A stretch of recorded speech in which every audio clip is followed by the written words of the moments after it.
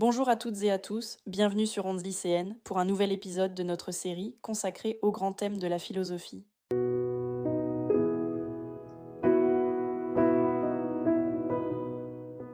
Aujourd'hui, je vais vous présenter la notion de science en philosophie. Tout d'abord, la science peut être définie comme un ensemble de connaissances fondées sur l'observation, l'expérimentation et la démonstration. Elle cherche à expliquer le monde de manière objective, c'est-à-dire indépendante des opinions et vérifiable par tous.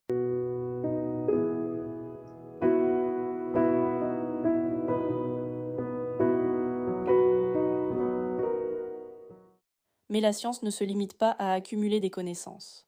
Elle repose sur des principes et une méthode.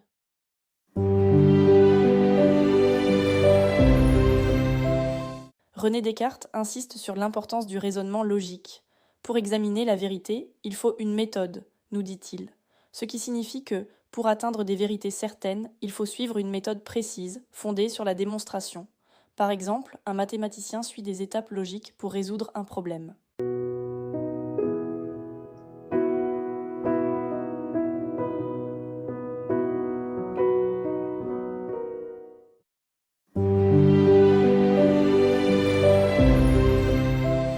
Le philosophe David Hume explique que nos connaissances viennent d'abord de l'observation du monde.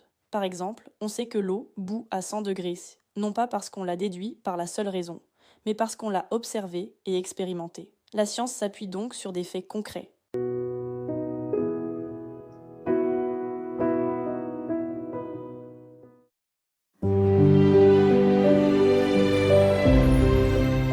Selon Karl Popper, une théorie n'est scientifique que si elle peut être mise à l'épreuve et éventuellement contredite. Cela signifie que la science ne produit pas des vérités définitives. Par exemple, un médicament doit être testé. S'il ne fonctionne pas, il est abandonné. Popper affirme ainsi, une théorie scientifique doit pouvoir être réfutée.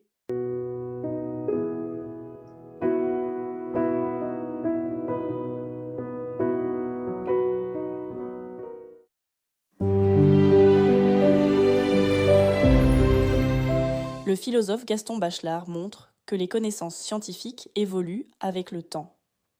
La science avance en remettant en cause les idées anciennes. Par exemple, on a longtemps cru que la Terre était au centre de l'univers, avant de découvrir que ce n'était pas le cas. La science est donc un savoir en constante évolution.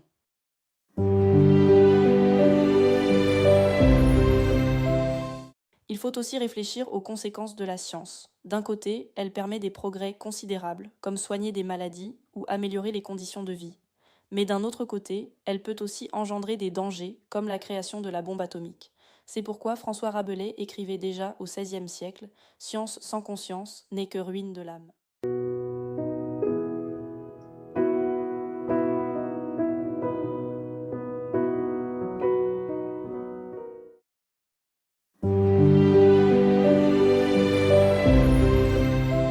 Enfin, la science a aussi des limites. Elle peut expliquer comment fonctionne le monde, par exemple le fonctionnement du corps humain ou des phénomènes naturels.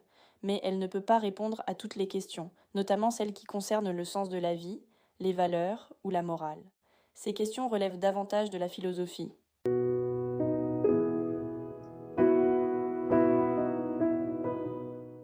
Pour conclure, la science est un savoir rigoureux, fondé sur l'expérience et la raison, mais aussi un savoir en évolution constante. Elle est essentielle pour comprendre le monde, mais elle doit être utilisée avec réflexion.